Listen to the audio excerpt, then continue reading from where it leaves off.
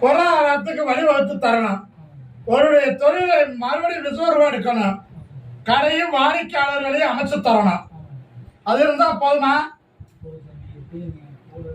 அப்படியே கால விட்டுவேன்.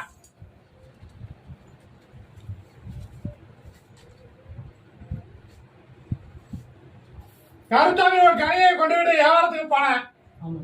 நீ சொன்னது போல ஒரு நிகழ்வும் சிந்தனையும் நடந்ததா? நான் நினைத்து கூப்பிட்ட நேரத்தில் எனக்கு உணர்த்தினேன். வியாபாரத்துல மாற்றத்தை ஏற்படுத்தி கொடுத்தேன். எப்பொழுதும் என் கூட இருக்கணும். இந்த கலியுகத்துல இப்படி ஒரு தெய்வத்தை நான் கண்டதில்லை என்று நினைத்தேன். கால ஒன்று வா.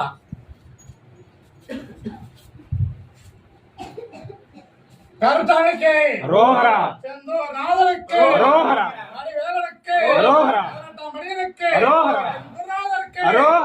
சித்தருக்கு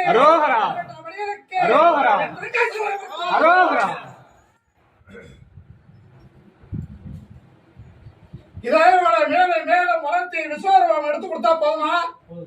வேற என்ன கேட்கிறேன்? எந்த சூழலும் சிந்தனையும் தகுதியாக்கி உன்னுடைய தொழில் இனிமேல் பங்கம் இல்லாம வளர்த்து உயர்த்தி தர ஜெயித்து கொடுக்கிற காங்க வேண்டாம். புரியுதா?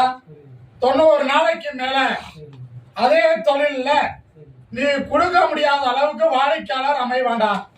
வெற்றி காணும். இதுல ஒரு கனிய வாகனத்தை வச்சுக்கோ. ஒரு கனிய பூஜையில வைக்கணும்.